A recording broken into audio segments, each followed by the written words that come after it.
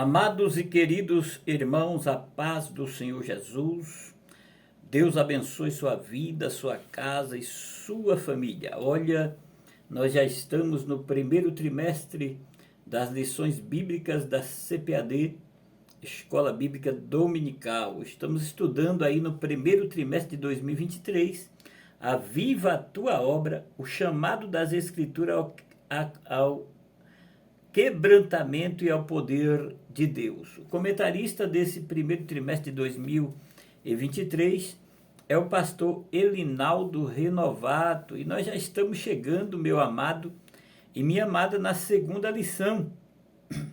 Segunda lição que será ministrada no dia 8 de janeiro de 2023, 8 de janeiro de 2023, cujo tema é o avivamento no Antigo Testamento. O avivamento no Antigo Testamento é o tema dessa lição, que será ministrada no dia 8 de janeiro de 2023. Que coisa maravilhosa! Eu quero agradecer você que já se inscreveu nesse canal, você que tem comentado, você que tem compartilhado em suas redes sociais. Meu muito obrigado, aquele abraço fraternal, caloroso, e que a mão de Deus continue os abençoando. E você que está chegando pela primeira vez, seja bem-vindo, meu amado, minha amada. Então vamos lá, meu querido, minha querida, lição de número 2, o avivamento no Antigo Testamento, as lições do primeiro trimestre de 2023, as lições de adulto. O texto áureo está inserido no livro do Êxodo, um segundo livro da Bíblia, faz parte dos livros da lei, o Pentateuco, o segundo livro da Bíblia, o livro de Êxodo, do capítulo 34, versículo 10, a parte A do versículo 10 do capítulo 34 de Êxodo é o texto áureo, que diz assim: Então disse, eis que eu faço uma aliança, farei diante de todo o povo maravilhas que nunca foram feitas em toda a terra, nem em nação alguma. Que coisa tremenda, que coisa maravilhosa. A verdade prática diz assim: a Bíblia revela que Deus responde ao seu povo com muitos avivamentos, como resposta às orações e súplicas. Oh, glória! Que coisa maravilhosa. A leitura bíblica em classe, querida, está no segundo livro das crônicas dos reis de Israel. Segundo livro das crônicas, no capítulo 34, versículo 29 ao 33. Os objetivos dessa lição são 3. Essa lição aí ela vem com 3 objetivos. O primeiro objetivo da lição é analisar exemplos de avivamentos lá no Antigo Testamento, no Velho Testamento, no Antigo Pacto, na Antiga Aliança. E o segundo objetivo é constatar a importância da confissão de pecados e do retorno à Bíblia. E para fechar, o terceiro objetivo da lição é desenvolver o aspecto corretivo da palavra de Deus e o perigo do formalismo. A palavra-chave dessa lição é Antigo Testamento. Antigo Testamento é a palavra-chave da lição. Que coisa tremenda, que lição maravilhosa.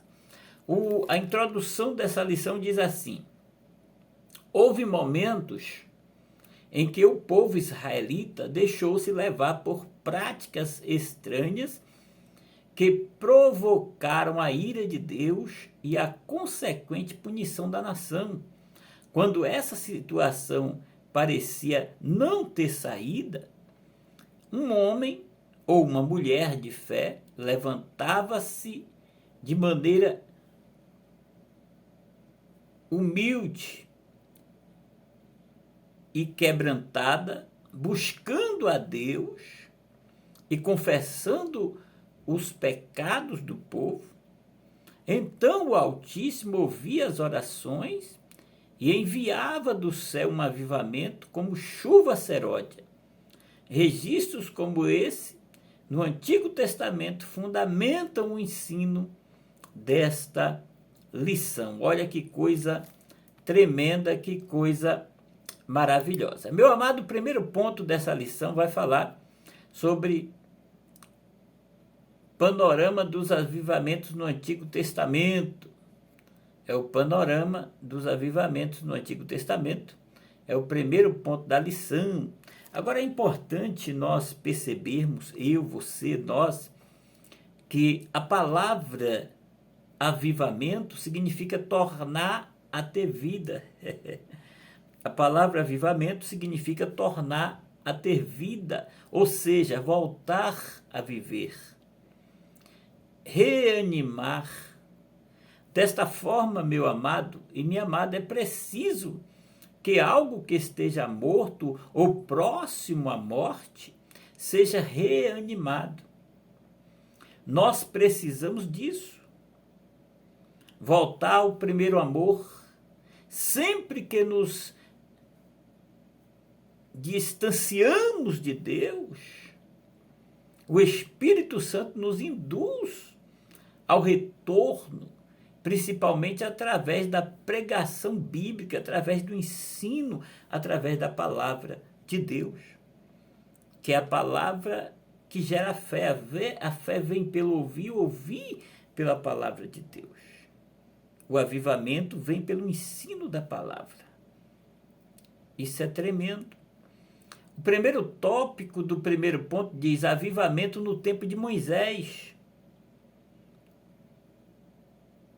Em se tratar de Moisés, meu amado e minha amada, não podemos usar o termo avivamento no sentido estrito da palavra, mas não poderia deixar de mencioná-lo, pois através de Moisés, Deus começou a forjar a sua autocracia.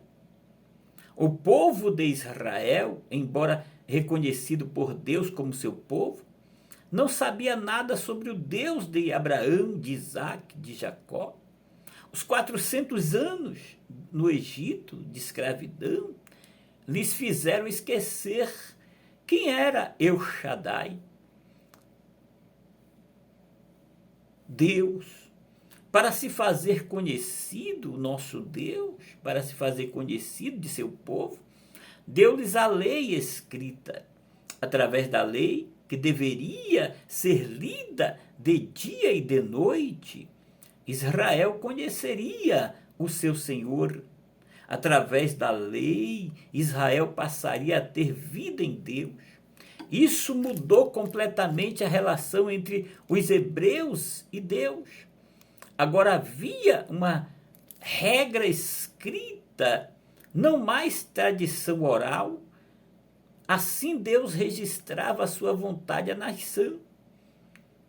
A lei veio para trazer um avivamento através da lei, das regras, daquilo que a nação deveria praticar e daquilo também que não deveria praticar. E isso veio através de Moisés. Olha, meu querido, minha querida, temos também um avivamento através de Josué. Deus usa a vida de Josué. No livro de Josué, nos capítulos 23 e 24, nós temos as tribos mais ou menos encaminhadas. A maior parte dos inimigos já havia sido destruído. E as tribos partem para tomar posse da parte que lhes cabiam na herança, temendo que a nação viesse a se esquecer do Senhor.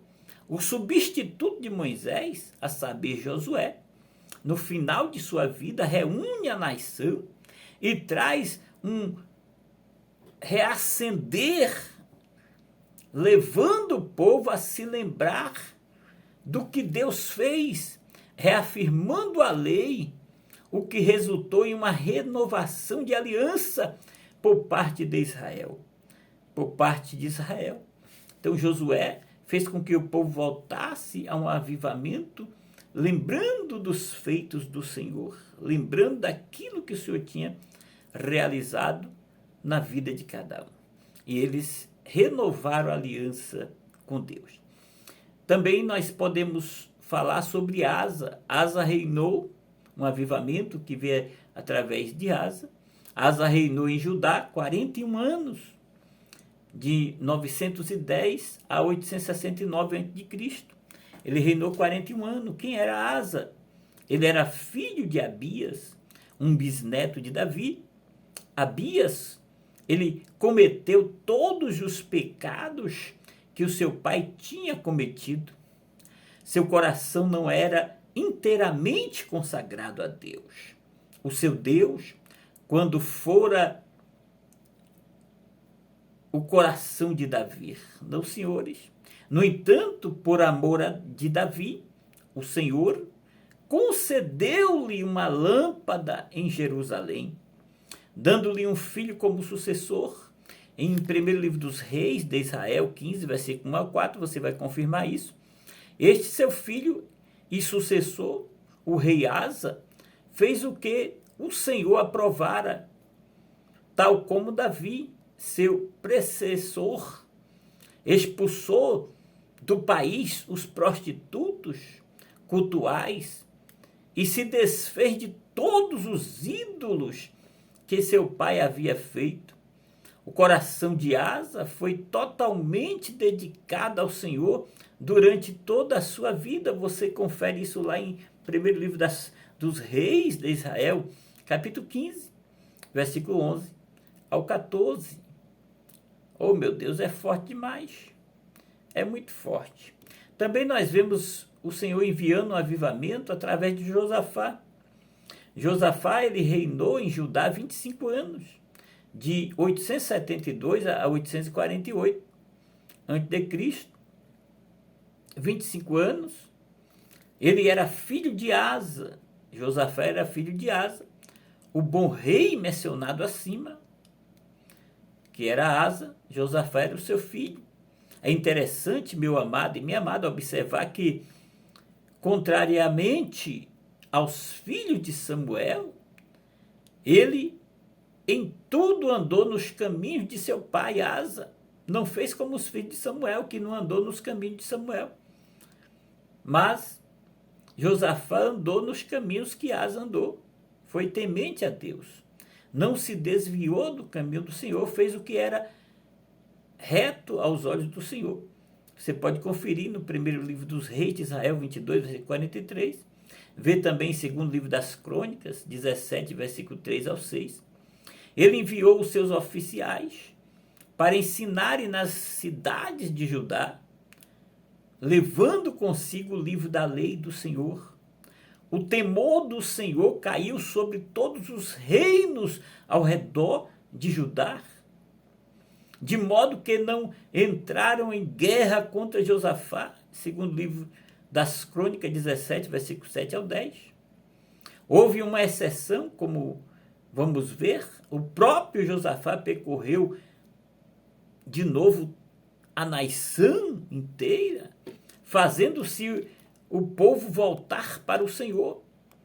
Ele nomeou juízes em cada cidade, dizendo-lhes: considerem atentamente aquilo que fazem, pois vocês não estão julgando para o homem, mas estão julgando para o Senhor, que estará com vocês sempre que derem um veredito. Que o temor do Senhor esteja sobre vocês. Oh, coisa tremenda.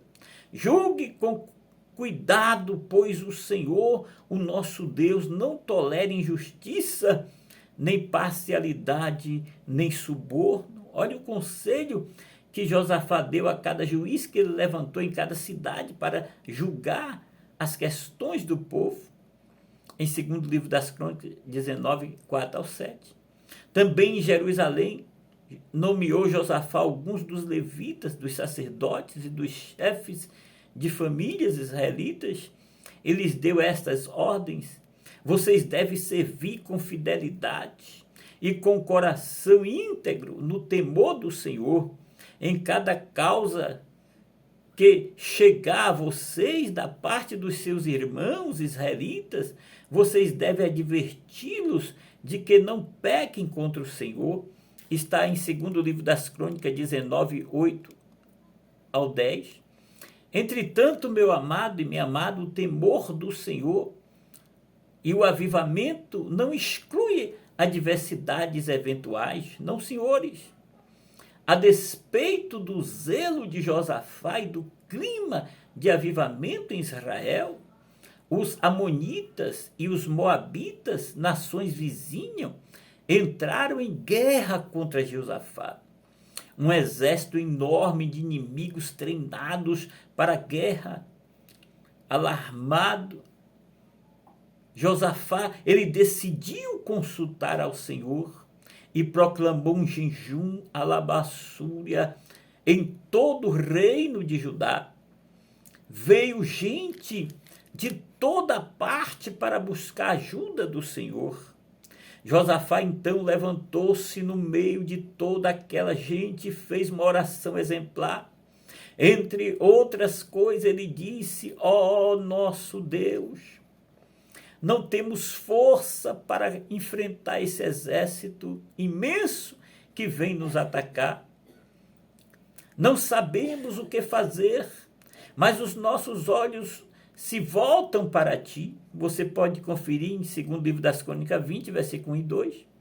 Em resposta, meu amado e minha amada, o Espírito do Senhor iluminou a mente de um profeta que lhe disse: não tenha medo, nem fique demasiadamente, pois a batalha não é de vocês, mas é de Deus.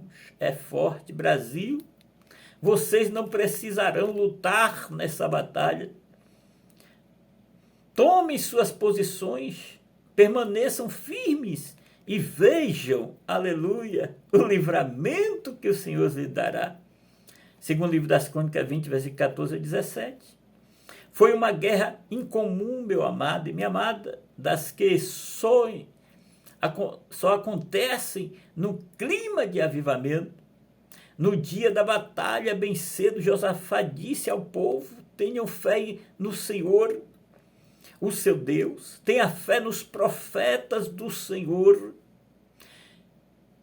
e terão vitória. Que coisa tremenda!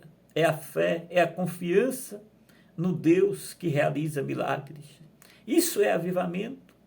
Avivamento é fé, é a palavra que gera esse avivamento de cada um de nós. Tenha fé no Senhor, o seu Deus, tenha fé nos profetas do Senhor e terão vitória. Depois, nomeou alguns homens para cantarem ao Senhor e louvarem pelo esplendor de sua santidade. Indo à frente do exército cantando: dei graças ao Senhor, pois o seu amor dura para sempre. Quando começaram a entoar louvores ao Senhor, o Senhor preparou emboscadas contra os homens de Amon e de Moabe e dos montes de Seir, para destruí-lo e aniquilá-los. Por tudo isso, aquele lugar foi chamado Vale de Bênção, em 2ª Crônicas 20, versículo 20 a 26. As lições e a beleza deste avivamento, aleluia, merece toda a nossa atenção e cuidado, reflexão. Note o exemplo, a integridade e verdadeira espiritualidade do líder principal e seus auxiliares. A designação e treinamento desses auxiliares, exigindo-se deles fidelidade ao Senhor, dedicação e firmeza. A importância dada ao ensino do livro da lei, da palavra de Deus. A humildade e dependência de Deus face ao perigo.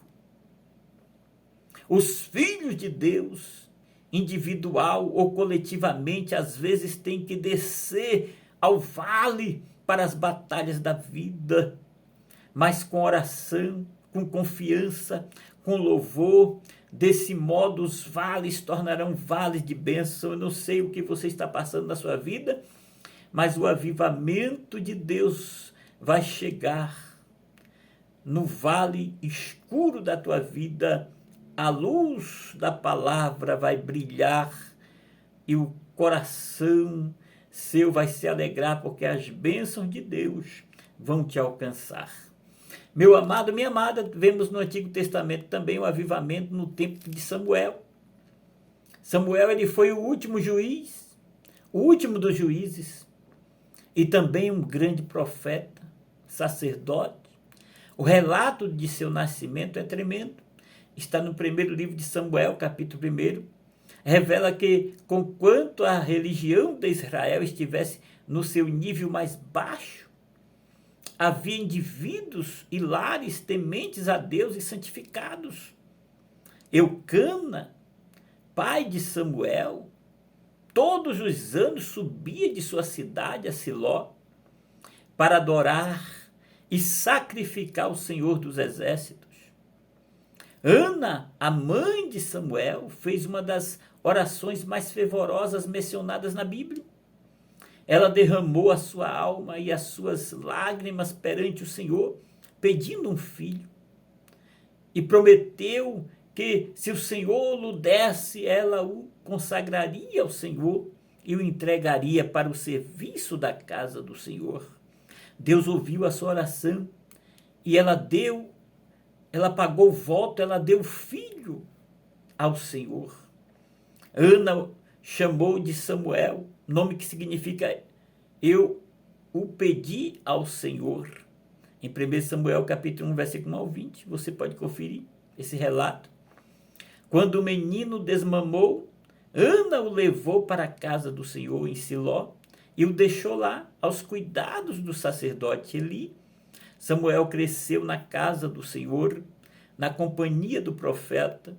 Deus usou para livrar Israel da mão dos filisteus e liderou o maior avivamento daqueles anos. Em 1 Samuel 7 você confere essa verdade. Meu amado, minha amada, transcorria mais um daqueles períodos de crise em Israel. Os filisteus, nação vizinha, invadiam e pilhavam suas lavouras e seu gado. Depois de muito sofrimento, o povo buscou o Senhor com súplicas. Foi quando Samuel disse a toda a nação de Israel: se vocês querem voltar-se para o Senhor de todo o vosso coração, livre-se então dos deuses estrangeiros, consagre-se ao Senhor e prestem culto somente a Deus, e Deus os libertará das mãos dos filisteus. O coração do povo não poderia ficar dividido entre os deuses e Deus. Eles tinham que abandonar os deuses e se chegarem a Deus, porque o livramento chegaria, o avivamento viria. Aleluia. Em primeiro livro de Samuel 7, versículo 1 ao 4. Israel fez exatamente isto, e Samuel lhes disse: reúne todo o povo em Mispa, e eu enderecerei ao Senhor, intercederei, eu vou interceder, eu vou orar, eu vou clamar ao Senhor a favor de vocês. Quando eles se reuniram em Mispa, água e a derramaram perante o Senhor. Naquele dia jejuaram ali naquele lugar e disseram: temos pecado contra o Senhor. Olha só, confessando os pecados. Em 1 Samuel 7, 5 e 6, derramaram água para demonstrar simbolicamente que seus corações estavam derramando, humilhados e arrependidos de seus pecados. Aleluia. Depois disto, Samuel clamou ao Senhor em favor de Israel, e o Senhor lhes respondeu. Em 1 Samuel 7, 9, com a bênção de Deus, Israel derrotou os filisteus. Celebrando aquela vitória, Samuel pegou uma pedra e ergueu em Mispa, e deu-lhe o nome Ebenezer, dizendo: até aqui nos ajudou o Senhor. Que avivamento tremendo. Em 1 Samuel 7,12. A expressão até aqui limita o tempo, refere o avivamento mais recente e deixa dúvidas sobre o que viria a seguir. O Senhor nos ajudou nessa, mas na próxima, sem dúvida, continuará ajudando.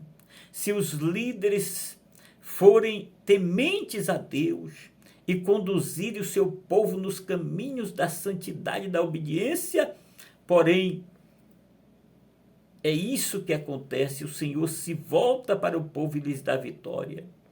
É verdade, meu querido, o avivamento vem através da confissão de pecado, do arrependimento. Aí o avivamento vem na vida do povo. O terceiro tópico da lição vai falar sobre o avivamento no tempo de Josias. Você pode conferir depois no segundo livro dos Reis, capítulo 22 e 23. Com o passar dos anos, vieram os reis. Israel se dividiu em duas nações, e a nação do norte manteve o nome de Israel e a nação do sul com o nome de Judá.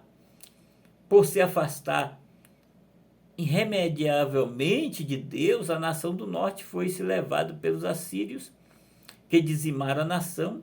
O reino do sul também se afastou, mas a administração de alguns reis piedosos e tementes fizeram com que o castigo divino fosse protelado.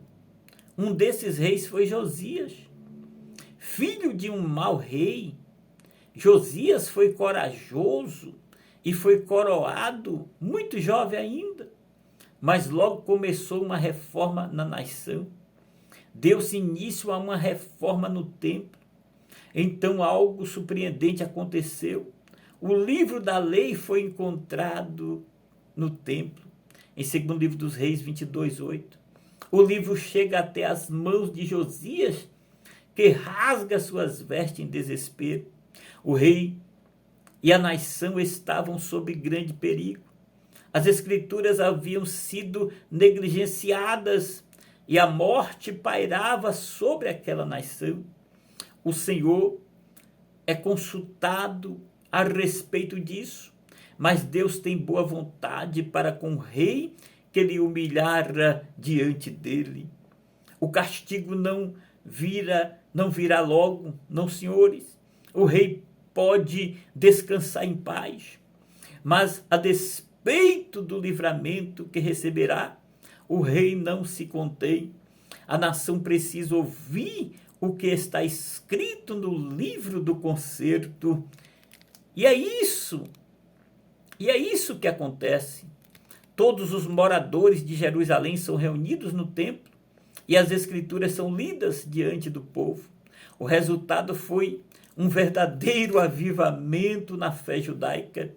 Os ídolos foram destruídos, os altares profanos foram derrubados, os feiticeiros caçados e extirpados, as casas de prostituição ritualísticas foram derrubadas, os sepulcros dos falsos profetas foram abertos e seus ossos queimados. Uma grande ofensa para o judeu. E o pacto entre os judeus e Yahvé é renovado e o avivamento chega no tempo do rei Josias. Meu amado, a sinopse do primeiro ponto da lição diz: neste tópico destacamos os exemplos de avivamento no tempo de Moisés, Samuel e Josias. Vamos aqui dar continuidade para o segundo ponto da lição: a confissão de pecado e o retorno à palavra de Deus. Confissão de pecados e avivamento através do ensino da palavra de Deus. Em Neemias, nos capítulos 8 e 9. Após a morte de Josias, Judá tornou-se afastar de Deus, o que resultou no cativeiro babilônico. Com o passar do tempo determinado por Deus, os judeus receberam permissão para retornar a Jerusalém, mas após mais de 70 anos, o povo de Judá não se lembrava da lei e nem mesmo conseguiu entender o que nela estava escrito. O hebreu já não era tão bem compreendido. As pessoas agora falavam e liam em aramaico, um idioma semelhante ao hebraico. Para superar essa dificuldade, já que a tradução do Antigo Testamento para os outros idiomas não era visto como bons olhos, apesar de haver alguns textos escritos em aramaico, Esdras, a pedido dos filhos de Israel, leu o livro do Senhor e os seus ajudantes iam explicando o sentido do texto e de tal forma que todos podiam entender, no capítulo 8, versículo 8. Isso abalou a estrutura dos israelitas, a leitura da lei, por si só acarretou um dos maiores avivamentos da nação. As pessoas choraram pelos seus pecados. Houve confissões e arrependimentos de pecados. Houve adoração e gratidão a Deus. A nação como um todo voltou-se a sua atenção para a vontade escrita de Deus. A aliança foi renovada mais uma vez. Aleluia! Glória a Deus! A sinopse do ponto 2 diz: no avivamento em Neemias vimos 3 elementos importantes, chamado confissão de pecados e ensino da palavra de Deus. Olha que coisa tremenda, meu amado, minha amada. E nós vamos fechar a lição aqui no terceiro e último ponto da lição, que diz: avivamento e a palavra de Deus. A palavra de Deus corrige, é o primeiro tópico. No Novo Testamento há um padrão de culto a Deus, de decência e ordem, como diz o apóstolo Paulo: que fareis, pois, irmãos, quando vos ajuntais, cada um de vós tem salmo, tem doutrina, tem revelação, tem língua, tem interpretação, faça-se tudo para edificação. 1 Coríntios 14, 26. Olha, meu amado, minha amada, veja que o que marca essa orientação apostólica não é o exibicionismo espiritual ou mero emocionalismo, nem as expressões irreverentes do culto. Não é o pula-pula, o desmaia, não é o êxtase. Não, senhores. Não, senhores, não, senhoras. Não. Aqui, a orientação para um culto avivado de acordo com a palavra de Deus. Nesse culto, Deus pode enviar um avivamento genuíno como resposta ao quebrantamento espiritual e às orações do povo de Deus.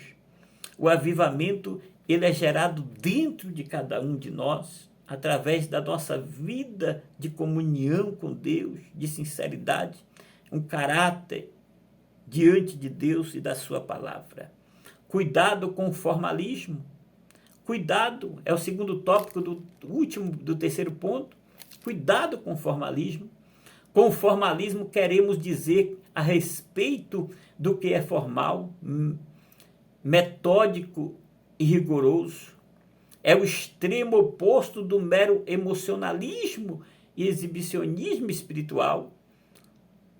É verdade que não é errado observar regras, preceitos e métodos. No entanto, o formalismo assume uma característica negativa quando o cuidado e o zelo pelo que é formal sobrepõe a necessidade espiritual da igreja. Ora, meu amado e minha amada, quando Deus envia um avivamento espiritual, o Santo Espírito tem liberdade na igreja. Os corações estão sensíveis à voz de Deus. Os dons espirituais atuam de maneira abundante. A atmosfera espiritual muda o ambiente. Deus age em favor do seu povo. Tudo é feito de acordo com a palavra de Deus para a edificação dos santos. Em 1 Coríntios 14, 26. O avivamento só vem através da palavra de Deus. O avivamento só vem através da palavra de Deus. Não é através de bola de fogo, tem arcanjo, tem anjo, tem... Não, o avivamento ele vem através da palavra de Deus. É forte. Meu Deus, é forte. A sinopse 3 do terceiro ponto diz: a palavra de Deus corrige o caminho para a prática espiritual equivocada e, ao mesmo tempo, alerta para o perigo do formalismo. Vamos finalizar a lição. Vamos terminar a conclusão da lição. Os avivamentos no Antigo Testamento sempre vieram como respostas ao quebrantamento espiritual e às orações do povo de Deus. Isso se deve sempre diante de uma situação de calamidade ou de decadência espiritual e moral, por misericórdia e bondade, Deus promovia a restauração de Israel. Que esses avivamentos veterotestamentários nos despertem para fazer a vontade de Deus nestes tempos de frieza e mornidão espirituais nos dias atuais. Que o avivamento tome os nossos corações, a nossa vida. E esse avivamento, ele vem através da palavra de Deus. Meu amado, minha amada, que Deus te abençoe, que Deus te guarde, que Deus te ajude.